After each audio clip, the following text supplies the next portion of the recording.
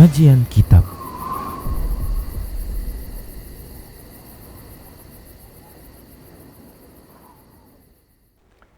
Bismillah, assalamualaikum warahmatullahi wabarakatuh. Innal hamdalillah nahmaduhu wa nasta'inuhu wa nastaghfiruh wa na'udzu billahi min shururi anfusina wa min sayyiati a'malina. May yahdihillah fala mudilla lahu wa may yudlilhu fala hadiya lahu. Wa ashhadu an la ilaha illallah wahdahu la syarika lahu wa ashhadu anna Muhammadan abduhu wa rasuluhu sallallahu alaihi wasallam. Qala Allah tabaraka wa ta'ala, ya ayyuhalladzina amanu taqullaha haqqa tuqatih wa la tamutunna illa wa antum muslimun. Ya ayyuhan nasu taqu rabbakumul ladzi khalaqakum min nafsin wahidah wa khalaqa minha zawjaha wa bassa minhuma rijalan katsiran wa nisaa'a wattaqullaha alladzi tasaaluna bihi wal arham innallaha kana 'alaikum raqiba. Ya ayyuhalladzina amanu taqullaha wa qulu qawlan sadida yuslih lakum a'malakum wa yaghfir lakum dhunubakum wa may yuti'illaha wa rasulahu faqad faza fawzan 'azima. Amma ba'd, fa inna ahsanal kalami kitabullah wa khairal huda huda Rasulillah sallallahu alaihi wasallam wa syarral umuri muhdatsatuha wa kullu muhdatsatin bid'ah wa kullu bid'atin dhalalah wa kullu dhalalatin finnar. Para pemirsa Rosyad TV dan para pendengar Radio Medan Mengaji serta para pemirsa media sunnah yang turut serta menyiarkan kajian ini. Alhamdulillah, segala puji hanya untuk Allah, zat yang selalu memberikan nikmatnya kepada kita. Salawat serta salam tak lupa kita ucapkan untuk Nabi-Nya Muhammad sallallahu alaihi wasallam. Moga-moga Allah Subhanahu wa taala senantiasa memberikan taufik dan hidayahnya pada diri kita agar kita senantiasa taat kepada Allah dan Rasul-Nya sampai kematian itu mendatangi kita. Semoga Allah Subhanahu wa taala menjadikan kita sebagai hamba-hambanya yang setia dengan petunjuk ajaran Rasul-Nya. Semoga Allah Subhanahu wa taala memberikan kebahagiaan, kebaikan, serta perlindungan dari segala keburukan dalam kehidupan dunia dan akhirat kita. Amin ya rabbal alamin. Kepada para media yang terus serta menyiarkan kajian ini, kami ucapkan syukran jazilan wa jazakumullahu khaira. Para hamba Allah rahimani wa rahimakumullah.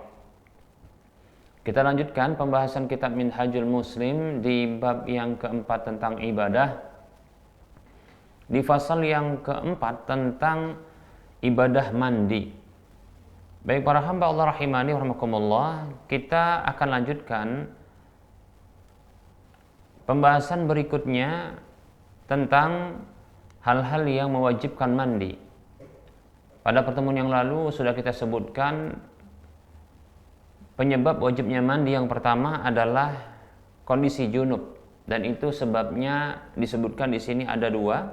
Yang pertama adalah jima', hubungan badan, senggama, dan minimalnya itu adalah masuknya kemaluan laki-laki ke dalam kemaluan perempuan, walaupun tidak keluar mani. Kemudian yang kedua adalah keluar mani, baik itu keluarnya dengan terasa lezat atau tidak terasa lezat, dalam kondisi tidur ataupun terjaga, dalam kondisi memancar ataupun tidak. Demikian pula itu terjadi bagi laki-laki maupun perempuan. Baik para hamba Allah rahimani wa rahimakumullah, berikutnya kita akan sebutkan hal yang mewajibkan mandi berikutnya adalah haid dan nifas. Haid atau nifas, ya. Baik para hamba Allah rahimani wa rahimakumullah, haid ini merupakan penyebab wajibnya mandi. Seseorang yang mengalami haid, tentunya dia adalah wanita, bukan pria, maka dalam kondisi ketika itu dia berhadas besar. Begitu juga nifas, yaitu darah yang keluar disebabkan kelahiran, maka kondisi ini juga menyebabkan hadas besar bagi wanita. Nah, kedua hal ini merupakan sebab yang mewajibkan mandi. Masing-masingnya merupakan ya sebab wajibnya mandi. Hanya saja ya mandi itu menjadi wajib baginya ya kecuali ya setelah terputusnya atau terhentinya darah haid atau nifas. Nah, ketika itu wajib mandi ya setelah terputusnya darah atau terhentinya darah haid maupun nifas bagi wanita. Baik para hamba Allah rahimani wa rahimakumullah. Allah Subhanahu wa taala berfirman di dalam surah Al-Baqarah ayat 222. Allah katakan, a'udzu billahi minasyaitonir rajim. Yas'alunaka 'anil mahid. Qul huwa adzan fa'tazilun nisaa'a fil mahid wa la taqrabuhunna hatta yatahurna fa idza tatahharna fa'tuhunna min haitsu amarakumullah. Allah Subhanahu wa taala berfirman yang artinya, mereka bertanya kepadamu tentang haid. Katakanlah wahai Muhammad sallallahu alaihi wasallam, itu adalah kotoran. Maka jauhilah wanita-wanita pada tempat keluarnya haid. Dan janganlah dekati mereka sampai mereka suci. Maka apabila mereka telah bersuci, maka datangilah mereka dari arah yang Allah Subhanahu wa taala perintahkan. Baik para hamba Allah rahimani wa rahimakumullah. Nah, sucinya wanita dari haid itu adalah ya setelah berhentinya darah haid tersebut ya dengan firman Allah yang berbunyi hatta yatahurn, sampai suci yaitu terhenti darah haid. Dan begitu juga ya menjadi suci dengan cara bersuci, yaitu dengan cara mandi dengan ungkapan Allah Subhanahu wa taala fa idza tatahharna. Maka apabila ya mereka itu telah bersuci yaitu mandi, demikian. Baik para hamba Allah rahimani wa rahimakumullah. Begitu juga sabda Nabi sallallahu alaihi wasallam dalam hadis yang diriwayatkan oleh Imam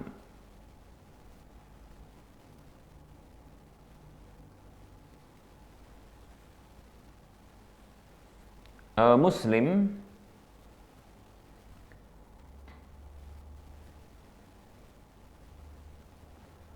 Rasulullah sallallahu alaihi wasallam bersabda, "Umkusi qadra ma kanat tahbisuki haidatuki summa ghatasili."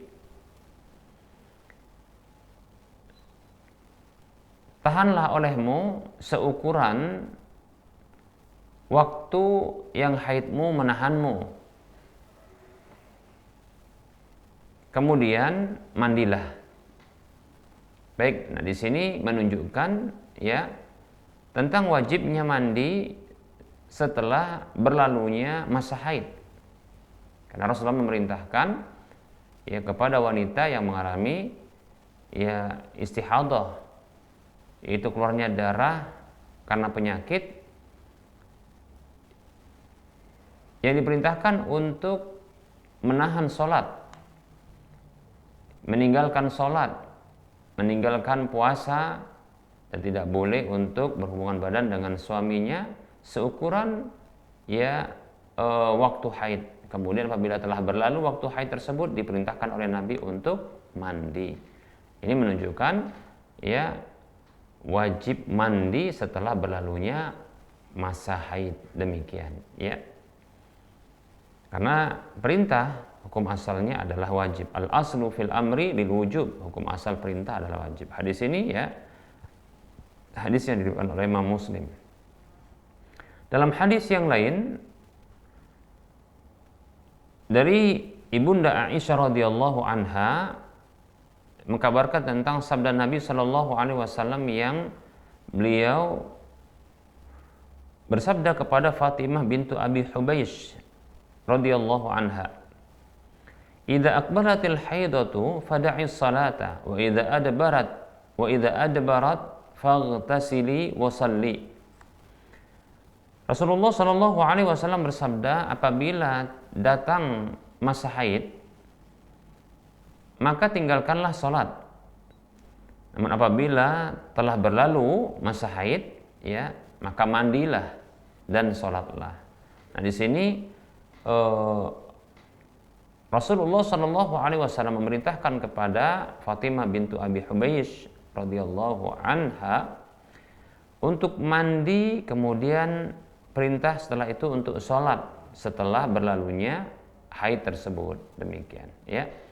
Bahkan Rasulullah SAW menggandengkan antara perintah, ya, mandi itu dengan perintah sholat, demikian. Sebagaimana sholat wajib, maka begitu juga wajib mandi. Demikian para hamba Allah rahimani wa rahimakumullah. Hadisnya sahih, ya. Nah, ini dalil-dalil terkait dengan haid. Adapun nifas, maka ijma' para ulama, yaitu kesepakatan seluruh para ulama tanpa ada perbedaan, nifas itu seperti haid dalam hukumnya, ya.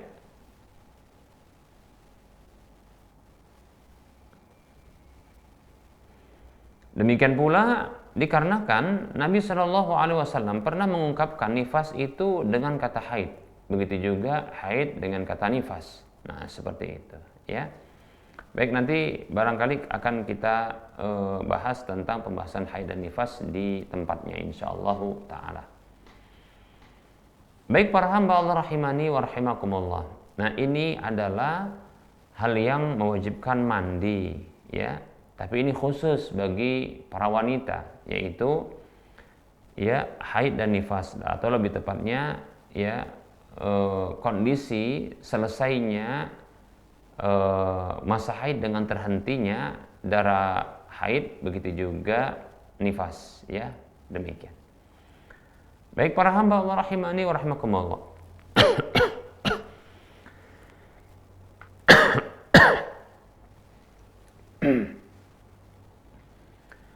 Berikutnya perkara yang mewajibkan mandi berikutnya adalah masuk ke dalam agama Islam, yang tentunya ini adalah orang kafir sebelumnya. Nah, ini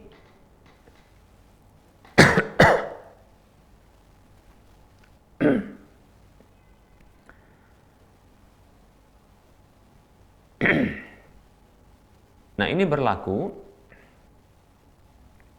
ya, bagi orang kafir yang memang asli orang kafir, ya, baik itu dia ahlul kitab Yahudi dan Nasrani maupun orang-orang musyrik, ya, selain ahlul kitab. Begitu juga adalah orang yang murtad, ya, orang yang murtad. Ketika dia hendak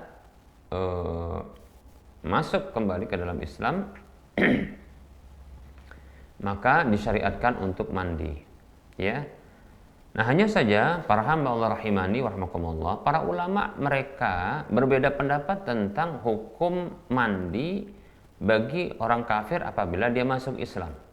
Berbeda hukumnya, ya. Yang pertama adalah pendapat yang mengatakan wajib mandi bagi orang kafir secara mutlak. Wajib mandi secara mutlak bagi orang kafir yang dia akan masuk ke dalam Islam. Ya, ini adalah pendapat Imam Malik, Imam Ahmad, Imam Abu Thawr, Ibnu Hazm, dan ini yang dipilih oleh pendapat ini dipilih oleh Ibnu Munzir dan Al-Khattabi, ya, rahimahumullah. Kemudian pendapat yang kedua, pendapat yang mengatakan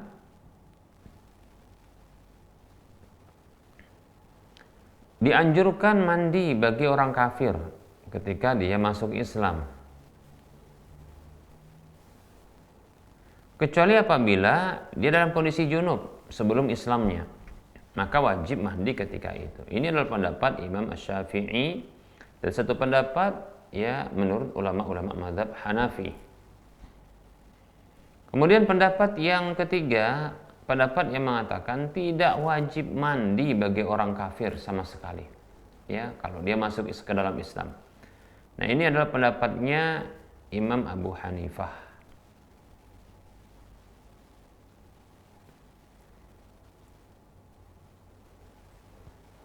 Baik para hamba Allah rahimani wa rahimakumullah. Pendapat pertama mengatakan bahwasanya wajib mandi bagi orang kafir, wajib mandi secara mutlak bagi orang kafir yang baru masuk Islam. Ya. Apa dalil yang menjadi pegangan bagi para ulama yang berpendapat dengan pendapat ini? Yang pertama adalah hadis Qais ibnu Asim radhiyallahu anhu annahu lamma aslama amarahu an-nabiy sallallahu alaihi wasallam an yaghtasila bima'in wasidrin. Bahwasanya Qais bin Asim radhiyallahu anhu tatkala dia masuk Islam, maka Nabi sallallahu alaihi wasallam memerintahkannya untuk mandi dengan air yang dicampur dengan daun bidara. Ini sebagaimana dalam hadis Abu Daud, Tirmidzi dan Nasa'i. Ya, ini sahih.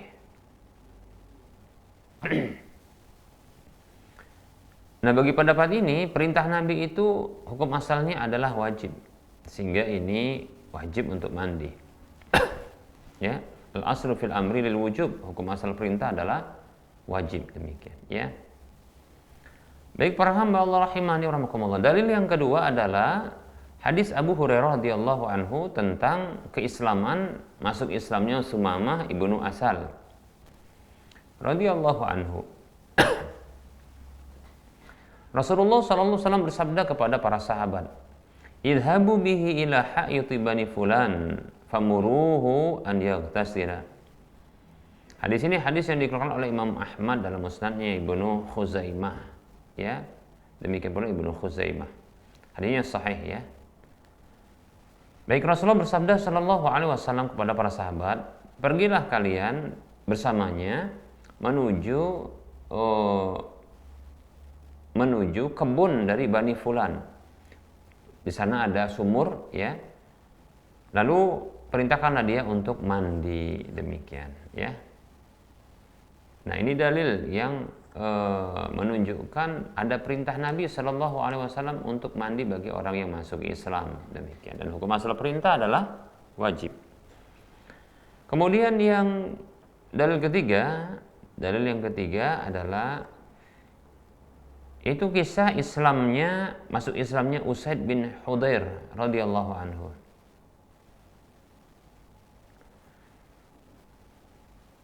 Dalam kisah tersebut, Usaid bin Hudhair itu bertanya kepada Mus'ab ibnu Umair dan As'ad ibnu Zurarah radhiyallahu anhum, "Kaifa tasna'una idza aradtum an tadkhulu fi hadzal din?"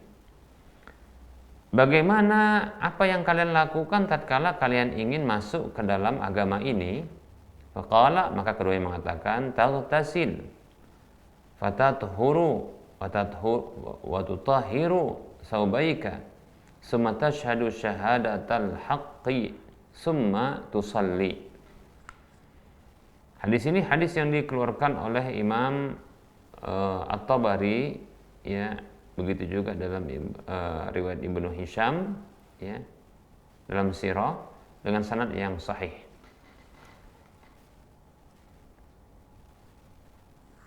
Usaid bin Hudhair bertanya kepada keduanya, "Bagaimana apa yang kalian lakukan tatkala kalian ingin masuk ke dalam agama ini?" Keduanya mengatakan, "Engkau mandi, lalu engkau menjadi suci."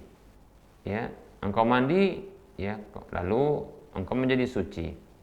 Dan engkau bersihkan pakaianmu, kemudian engkau bersaksi dengan persaksian kebenaran, kemudian engkau sholat, demikian. Ya. Baik para hamba Allah rahimani wa rahimakumullah. Nah, ini dia dalil untuk pendapat yang pertama, ya, yang mengatakan wajibnya mandi bagi orang kafir yang masuk Islam. Adapun pendapat kedua yang mengatakan hanya dianjurkan saja mandi itu bagi orang kafir tatkala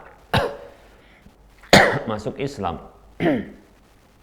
Kecuali apabila sebelum dia masuk Islam dalam kondisi junub, maka ketika itu wajib mandi baginya.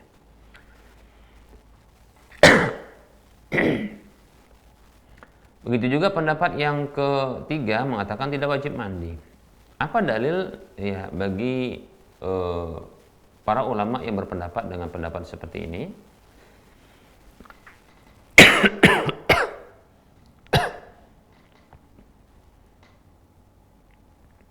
Yang pertama adalah firman Allah Subhanahu wa taala dalam surah Al-Anfal ayat 38, Allah katakan A'udzu billahi minasyaitonir rajim. Qul lil ladzina kafaru iyantahu yughfar lahum ma qad salaf. Katakanlah kepada orang-orang kafir apabila mereka berhenti dari kekufuran mereka, maka diampuni untuk mereka apa saja yang telah berlalu. Demikian.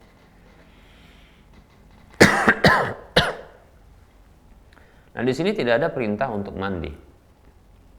Bahkan dengan masuk Islam, maka diampuni dosa-dosa yang telah berlalu. Begitu juga ada hadis yang diriwayatkan oleh Imam Muslim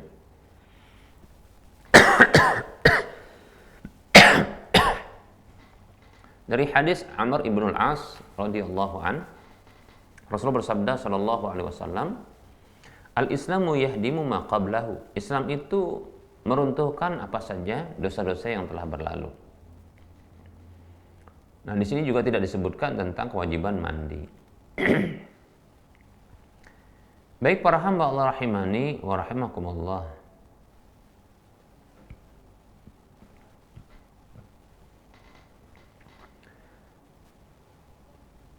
Para ulama yang mengatakan ya wajibnya mandi, mereka mencoba untuk menjawab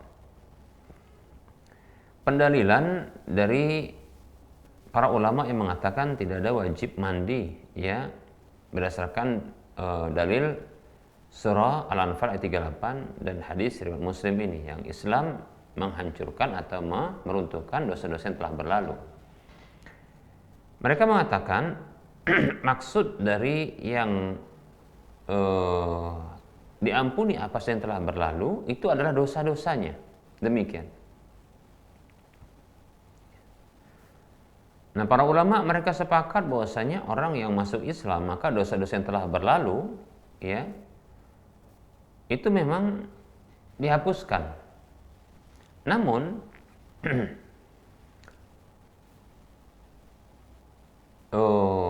hutang dan kisos itu tidaklah gugur, ya, dengan masuknya Islam.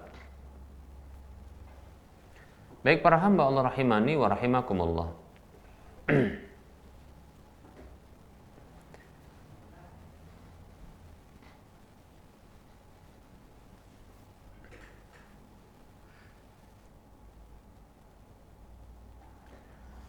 Dan perlu diketahui bahwasanya ya kewajiban mandi bukanlah merupakan bentuk dosa, ya, yang harusnya dihapuskan. Jadi tidak bisa berdalil dengan ayat dan hadis ini untuk menyatakan bahwa telah diampuni apa yang telah berlalu, itu termasuk yang dihapuskan dan dihilangkan adalah kewajiban mandi. Nah, seperti itu. Ya. Bukan pula ketika hal tersebut ya menyatakan ya bahwasanya tidak ada disebutkan dalam ayat ini kewajiban mandi, maka kita katakan kalau demikian ya tidak disebutkan juga kewajiban untuk sholat ya. Dalam ayat ini, apakah lantas tidak ada kewajiban sholat? Jawabannya tentu tidak. Ya.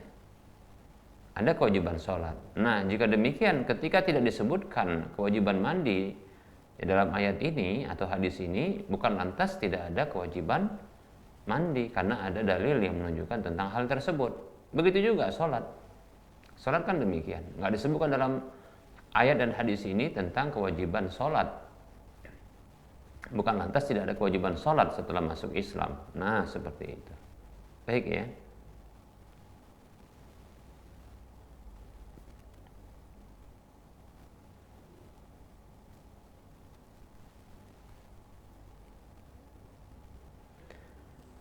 Baik para hamba Allah rahimani wa rahimakumullah.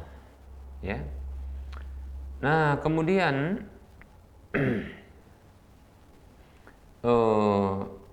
pendapat yang kuat ya untuk hal ini ya adalah wajib mandi ya, wajib mandi. Ya.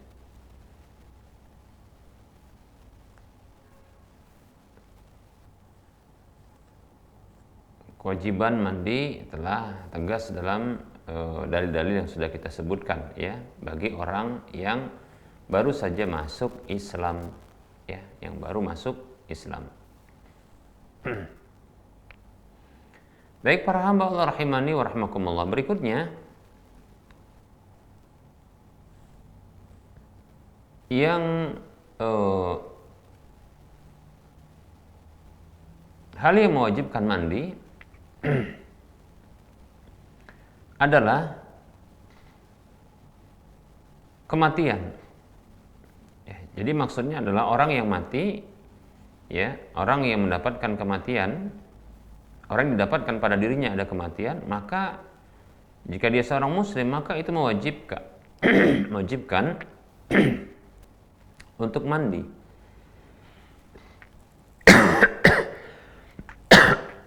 Namun kewajiban tersebut itu bukanlah berlaku bagi si mayit, tapi bagi orang yang hidup, yang ada di sekitar, yang mengetahui kematian orang tersebut untuk memandikannya.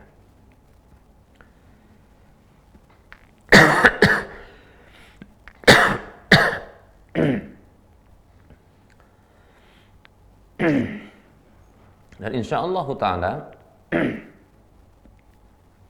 tentang perkara memandikan jenazah ini kita akan bahas di tempatnya insya Allah ta'ala, yaitu tentang ya ahkamul janaiz, yaitu hukum-hukum terkait dengan penyelenggaraan jenazah.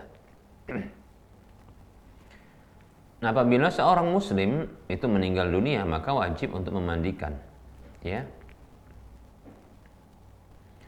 karena memang ada perintah Nabi SAW untuk memandikan, ya. Sebagaimana Rasulullah SAW pernah memerintahkan, ya, kepada para wanita, ya, untuk memandikan putri beliau, yaitu Zainab radhiyallahu anha tatkala beliau wafat, ya. Rasul mengatakan SAW, "Ighsilna salasan, ya, atau khamsan, ya, atau aksaru min dzalika in ra'aitunna," atau kama qala sallallahu alaihi wasallam. Ya, hadis riwayat Imam Bukhari atau Muslim, ya. Hadisnya sahih. Rasulullah perintahkan kepada para sahabat wanita, mandikanlah dia 3 kali atau 5 kali atau lebih daripada itu bila kalian pandang itu baik, ya, demikian. Nah, seperti itu, yaitu memandikannya lebih daripada 3 kali. Kalau baik, ya silahkan, ya.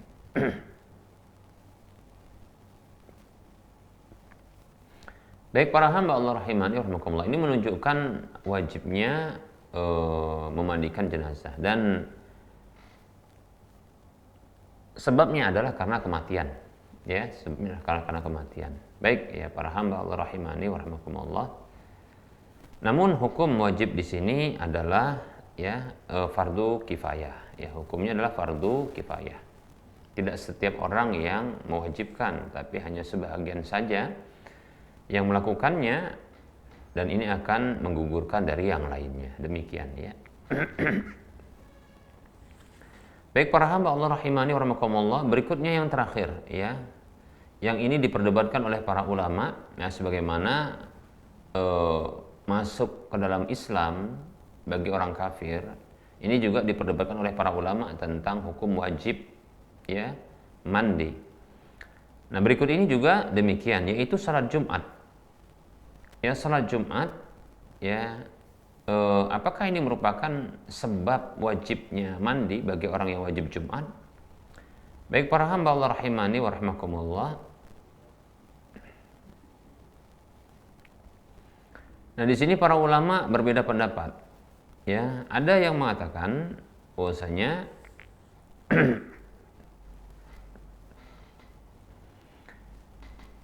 wajib untuk mandi. Ini pendapat yang pertama. Ya. Wajib untuk mandi. Ini pendapat yang pertama. Ini pendapat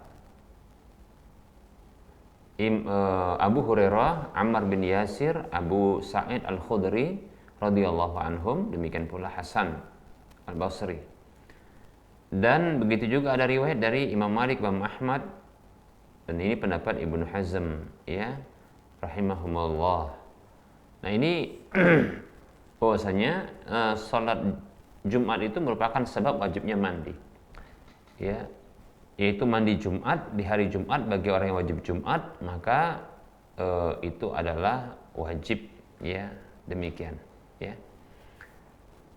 Sehingga mereka berpendapat berdosa bagi orang yang wajib Jumat itu meninggalkan mandi Jumat.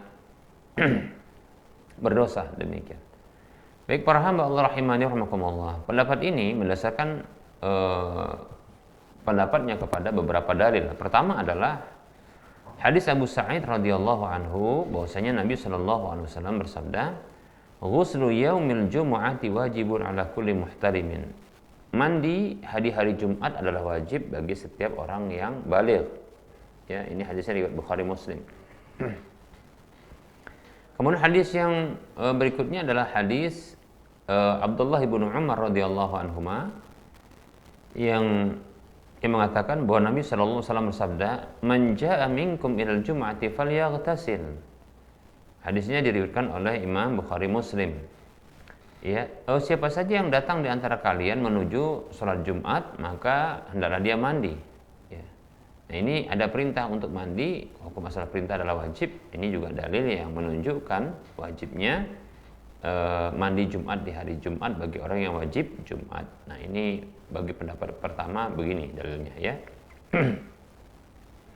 Kemudian ada hadis dari Abu Hurairah radhiyallahu anhu bahwa Nabi sallallahu alaihi wasallam bersabda, "Haqqun 'ala kulli muslimin an yaghtasila fi kulli sab'ati ayyamin yawman yaghsilu ra'sahu wa jasadahu." Rasulullah sallallahu alaihi wasallam bersabda, ya, menjadi hak kewajiban atas setiap muslim untuk dia mandi di setiap 7 hari, itu sehari. Dia basahi, dia mandi kepalanya, basahi kepalanya dan seluruh jasadnya, demikian. Hadisnya diriwayatkan oleh Imam Bukhari dan Muslim. Kemudian ada hadis yang lain, itu hadis Sauban radhiyallahu anhu bahwa Nabi sallallahu alaihi wasallam bersabda, "Haqqun 'ala kulli muslimin as-siwaku wa ghuslu yaumil jum'ati wa an yamassa min tibi ahlihi in kana." Hadisnya diriwayatkan oleh Imam Ahmad dan disahihkan oleh Syekh Al-Albani rahimahullah taala. Menjadi hak yang wajib atas setiap muslim, dia mandi di setiap diulangi, menjadi hak atas setiap muslim yaitu bersiwak, ya, dan mandi pada hari Jumat dan menyentuhkan atau mengoleskan, ya, dari minyak wangi milik keluarganya jika ada, demikian, ya.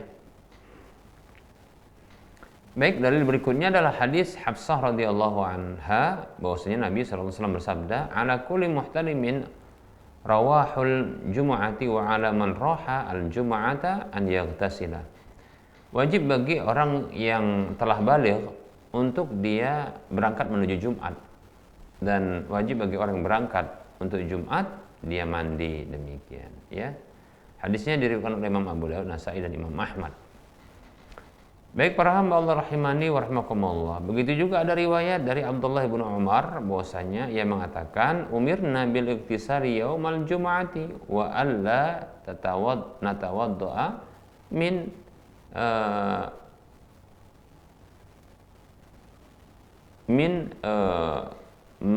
mauta, ya." Kata Abdullah bin Umar radhiyallahu anhuma, kami diperintahkan untuk mandi pada hari Jumat dan tidak boleh berwudu dari berhubungan badan.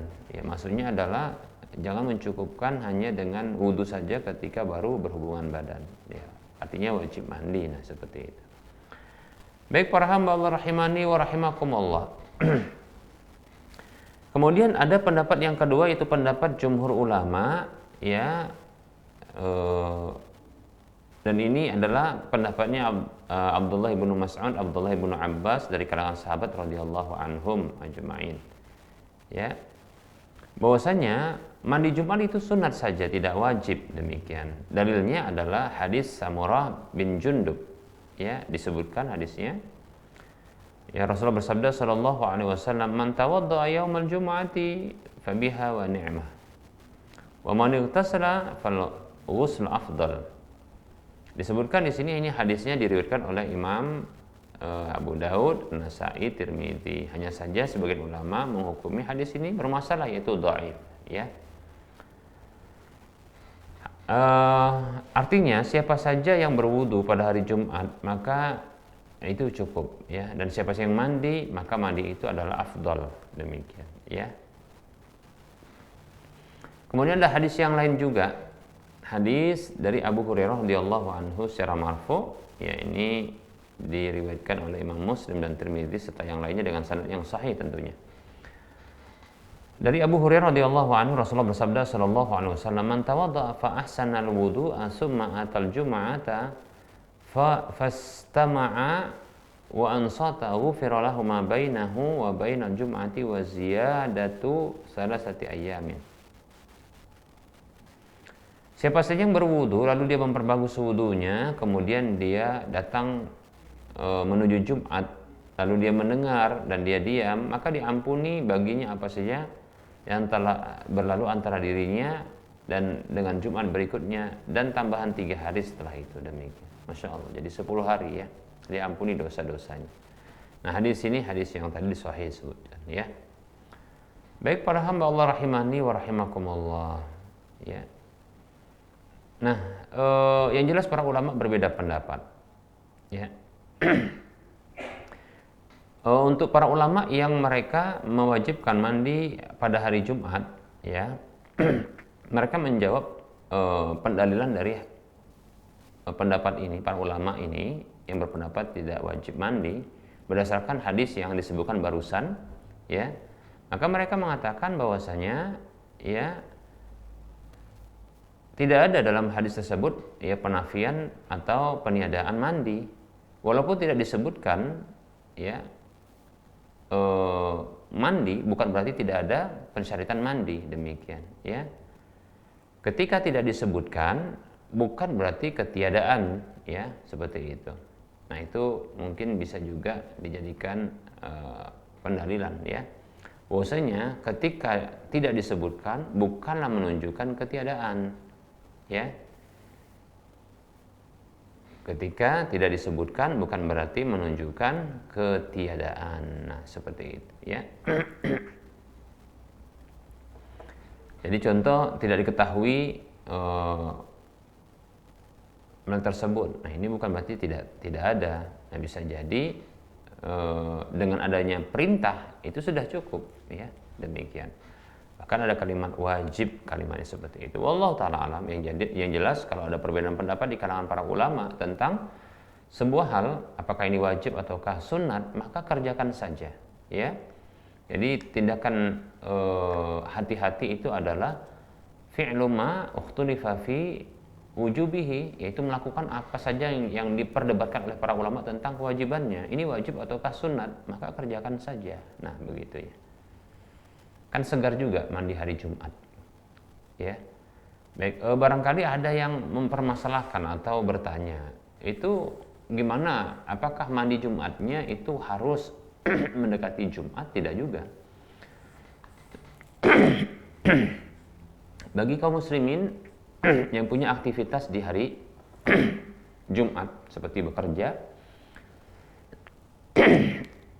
atau berangkat ke sekolah, yaitu bagi para guru maupun murid-murid yang sudah dewasa yang sudah balik, maka silakan ketika mandi pagi di hari Jumat itu adalah dengan niat mandi Jumat, ya seperti itu ya, mandi Jumat.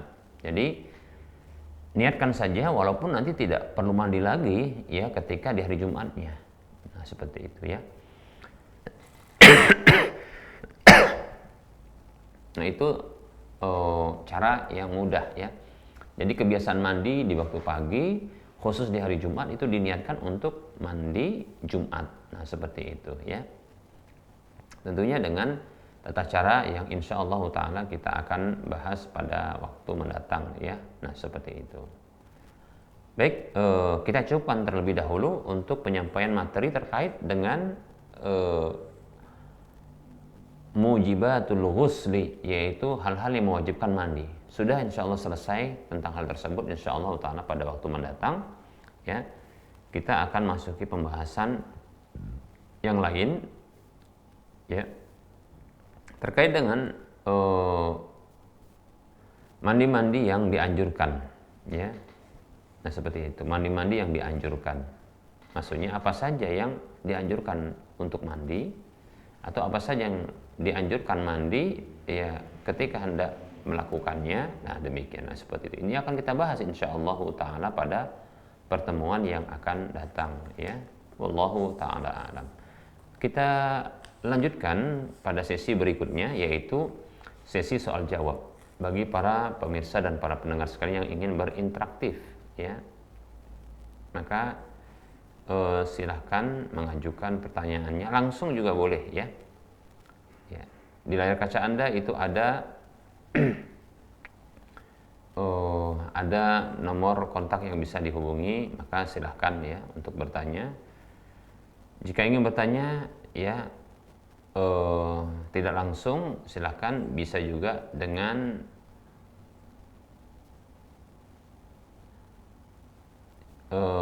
mengajukannya lewat chatting WhatsApp. Baik para hamba Allah rahimani wa rahimakumullah. Ada pertanyaan berikut ini.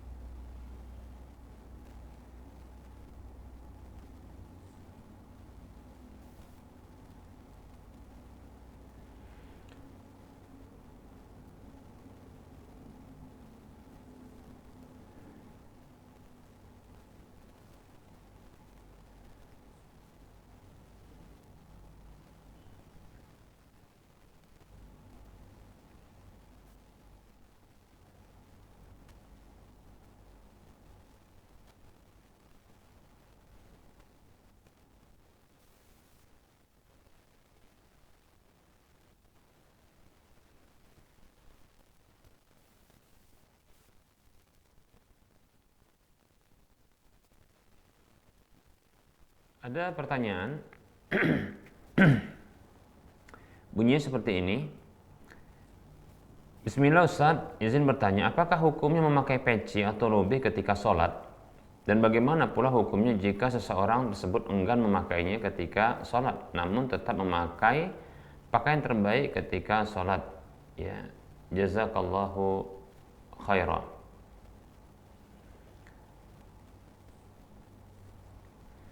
Bismillah, memakai penutup kepala ya ketika sholat ini merupakan adab dalam sholat, penyempurna dalam sholat ya. Bukanlah ya merupakan syarat rukun maupun wajib dari sholat tersebut, bukan ya, tapi dia hanya sebagai hal yang dianjurkan, yang sunnat saja. Namun tidak boleh ketika dalam kondisi ihram haji maupun umrah untuk memakai penutup kepala, karena memang ada larangan ya yang disebutkan di dalam mahdhuratul ihram, itu larangan-larangan ihram demikian ya. Namun di luar dari kondisi ihram ya, maka ini hukumnya sunat memakai pakaian memakai penutup kepala demikian ya. Bahkan dalam sebuah riwayat dari Abdullah bin Umar radhiyallahu anhuma, beliau pernah menegur bekas budaknya yaitu Nafi' ketika dia keluar dalam kondisi tidak memakai penutup kepala. Ya, ditanya, "Apakah engkau keluar ya, maksudnya dari rumah itu tanpa menutup kepala dengan membuka ya kepala?" Maka ya disebutkan ya tidak, katanya, ya maksudnya tidak pakai, demikian. Maka Abdullah bin Umar mengatakan, ya fallahu ahaqqu an yastahyi ya minhu, atau antastahyi minhu, atau yustahya minhu. Maka kata Abdullah bin Umar radhiyallahu anhu, maka Allah Subhanahu wa taala lebih berhak untuk ya diarahkan rasa malu itu kepadanya atau darinya. Nah, seperti itu. Jadi penutup kepala ini merupakan penyempurna, ya, itu menjaga muru'ah, kehormatan seseorang, laki-laki tentunya, ya. Seperti peci, seperti lobe, demikian, ya. Dan itu hukumnya afdol, demikian, ya. Lebih-lebih dalam kondisi sholat, itu merupakan adab ketika sholat. Namun bukan berdosa orang yang sholat tanpa memakai penutup kepala, ya, bagi laki-laki, demikian, ya. Sah insya Allah, hanya saja dia meninggalkan satu yang afdol, ya, ketika sholat dalam kondisi tidak menutup kepala, demikian. Dan perlu diketahui bahwasanya para ulama hadis dahulu mereka menjadikan penutup kepala, ya, ini sebagai simah, yaitu ciri khas dari seorang ulama ahli hadis, demikian. Nah, kalau ada ulama-ulama ahli hadis yang mau diambil ilmunya atau diambil hadisnya, mereka keluar ketika keluar mereka itu membuka penutup kepala, itu bisa jadi nggak diterima hadisnya. Nah, demikian, karena ada disebut dengan ikhlal muru'ah, yaitu merusak kehormatan diri, demikian, ya. Jadi jelek itu kehormatan diri bagi seseorang yang dia membuka kepalanya, ya, tidak menutup kepalanya. Wallahu ta'ala a'lam. Ya, jujur kita sendiri saja, ya, kita sendiri saja itu berbeda tampilan kita, ya, ketika kita menutup kepala dengan tidak menutup kepala, itu berbeda. Dan begitu juga sikap kita pun berbeda dengan orang yang suka menutup kepala, ya, dengan orang yang dia tidak menutup kepala, itu beda. Jadi ada rasa segan memang, ya. Demikianlah memang kalau penutup kepala itu bisa mendatangkan kehormatan, ya, kewibawaan, demikian. Bahkan ada pernyataan, ya, dari salah seorang ahlul ilmi bahwasanya ya, penutup kepala ini membantu, ya, orang yang menggunakannya untuk dia menghentikan dirinya dari dosa, ya. Nah, ya, ketika penutup kepala ini sering digunakan oleh dia akan menjaga dirinya dari dosa-dosa, lebih mudah baginya. Kenapa? Karena ya ada satu kehormatan yang dibawanya. Ini ciri khas kesolehan. Nah, seperti itu. Masa orang soleh jelalatan matanya? Orang soleh itu melakukan tindakan-tindakan yang melanggar syariat Allah, ya, durhaka sama Allah. Nah, ini tidak mungkin, ya. Nah, seperti itu. Nah, jadi memang berbeda, ya. Penutup kepala ini berbeda, ya, bila digunakan. Wallahu ta'ala a'lam. Wa anta fajazakallahu khairan.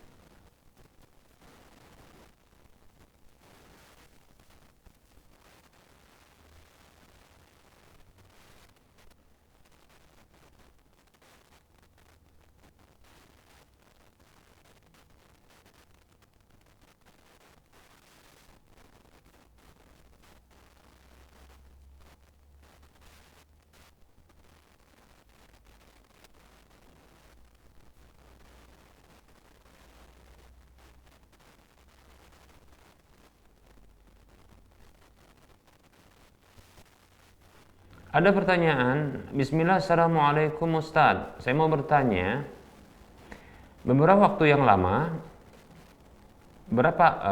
berapa waktu yang lama dibolehkan ya bagi sepasang suami istri ketika berpisah jauh karena merantau mencari nafkah? Bagaimana hukum pernikahan seseorang suami yang bekerja sebagai TKI di luar negeri, misalnya dikontrak selama 2 tahun atau 3 tahun, sehingga dia tidak bisa berkumpul dengan istrinya selama itu? Syukran Ustaz.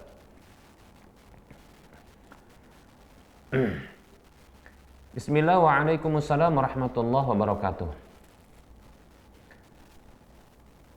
Ketahuilah bahwasanya ya di antara tujuan dari pernikahan tersebut ya adalah menjaga diri dari kemaksiatan berupa perzinahan. Itu di antara tujuan yang ingin didapatkan. Sehingga dengan pernikahan akan didapatkan pemenuhan kebutuhan biologis seseorang, ya, yaitu laki atau perempuan, suami atau istri, demikian, ya. Nah, apabila seorang suami yang meninggalkan istrinya dalam jangka waktu yang panjang, ketahuilah bahwasanya Umar radhiyallahu an itu pernah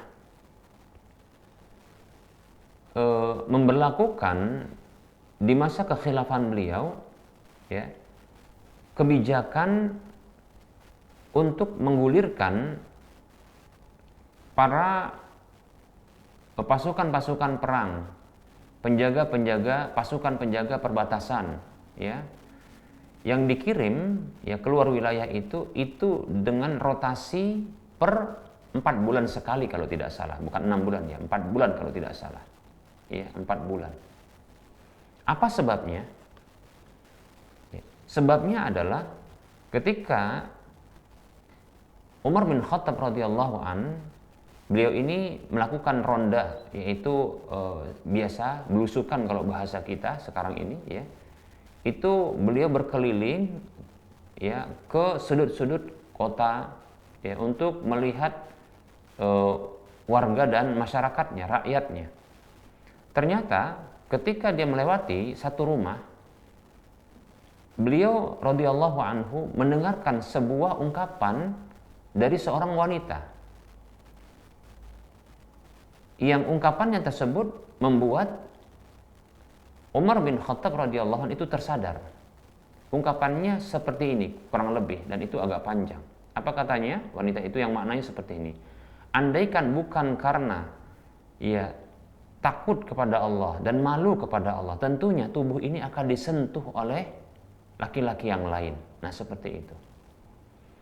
Maka Umar radhiyallahu anhu mencoba untuk mencari tahu, ya ini rumah siapa?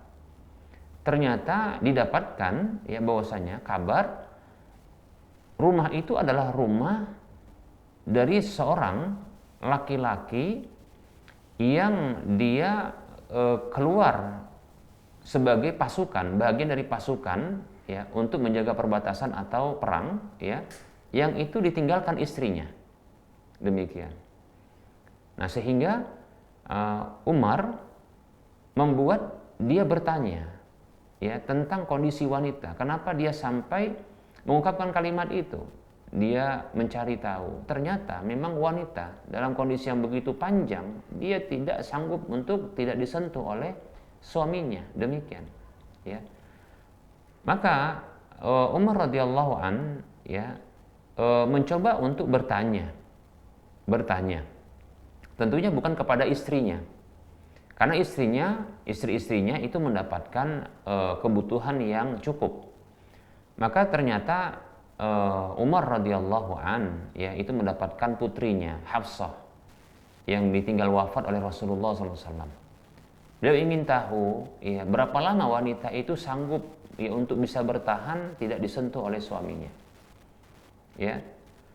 Maka ditanyalah putrinya ini. Dengan malu-malu Hafsah menjawab bahwasanya selama 4 bulan, demikian. Itu ada tuntutan barangkali ya pada dirinya ya agar bisa terpenuhi ya hubungan seksual atau kebutuhan biologisnya, demikian. Maka inilah membuat Umar radhiyallahu an ya melakukan kebijakan pengguliran, ya merotasi para pasukan-pasukan perangnya, baik itu yang menjaga perbatasan atau yang keluar, untuk dia dalam 4 bulan itu rotasi. Nah seperti itu, agar bisa pulang menemui istri-istri mereka. Nah seperti itu, ya demikian. Nah oleh karenanya, ketika seorang laki-laki yang meninggalkan istrinya ya dalam jangka waktu yang panjang, maka hendaknya ya ditanyakan ke istrinya apakah sanggup, ya demikian. Maka minta izin, minta izin, begitu juga minta kerelaan bagi istri ya untuk ditinggal dalam jangka waktu yang panjang dan untuk bersabar. Nah seperti itu, seperti sampai ini 2 tahun 3 tahun, demikian. Nah, ini luar biasa ya, wallahu taala alam, ya banyak ini kita katakan. Makanya kita berhati-hati ya meninggalkan istri yang begitu cantik jelita itu dalam jangka waktu yang panjang begitu ya, dalam kesendiriannya. Ini khawatir ya ini dia terfitnah dengan kondisi kesendiriannya itu ya.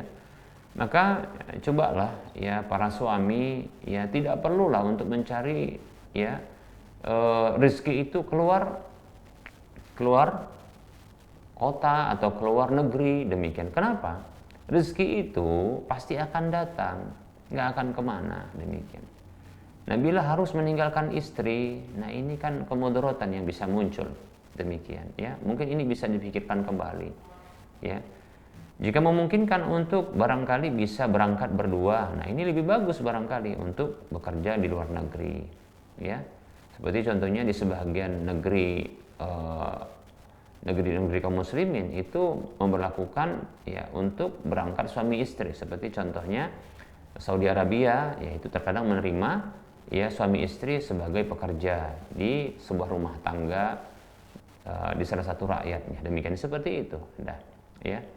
Nah ini barangkali butuh ya untuk difikirkan kembali ya. Jangan karena urusan rizki yang sesungguhnya itu kepastian rezeki itu akan datang, pasti itu nggak akan kemana ya, dia akan datang ya, demikian. Dia akan datang, nggak akan telat dia datangnya ketika di waktunya. Maka kalau seandainya ya dia mendapatkan rezeki itu ya di luar negeri dengan cukup menurutnya ya, cukup menurutnya, ketahuilah jika di waktu yang sama dia itu tetap dalam negeri, ketahuilah rezeki itu akan datang juga kepadanya. Nah begitu, coba yakini itu ya. Dalam hadis ya, Rasul bersabda dalam hadis riwayat Ibnu Majah, inna rizqa la yatlubul abda ya aksar min an yatlubahu al maut ya, atau al ajal ya. Sesungguhnya rizki itu akan benar-benar akan mencari seorang hamba ya, lebih banyak ketimbang kematian itu mencarinya. Ya rezeki kan banyak daripada kematian. Kematian cuma sekali, rezeki itu banyak. Rasulullah menggunakan kalimat yatlubu, yaitu mencarinya. Lihat, jadi malah rezeki yang mencari kita. Maksudnya ya ini supaya hadis ini menjadikan keyakinan bagi kita bahwasanya rezeki akan datang. Cuma kewajiban kita adalah mencarinya. Maka carilah rezeki itu dengan cara yang halal, zatnya halal, caranya halal, dan ya diridhoi oleh Allah Subhanahu Wa Taala, dan tidak perlu capek-capek. Nah gitu ya. Tidak usah harus kita keluar negeri meninggalkan anak dan istri. Dalam negeri pun akan datang rezeki itu. Berusaha saja ya. Fabtaghu 'indallahi rizqa, carilah rezeki itu ya di sisi Allah Subhanahu Wa Taala. Rezeki itu akan datang insyaallah taala. Wallahu taala a'lam. Afwan ya. Baik ya. Barangkali ini saja yang bisa kita sampaikan, mohon maaf atas segala kekurangan dan kesalahan ya. Kebenaran itu datang dari Allah, maka ambillah kekurangan dan kekeliruan dan kesalahan itu datang dari saya pribadi dan bisikan syaitan.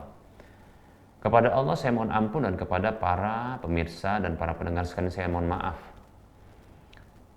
Sebelum kita mengakhiri perjumpaan ini, seperti biasa kita memberikan motivasi kepada saudara seiman, saudara seislam. Mari kita berdonasi untuk membangun Masjid Al-Muwahhidin yang akan menjadi ya pusat Islam insyaallah taala, Islamic Center di wilayah Kota Medan dan sekitarnya ya.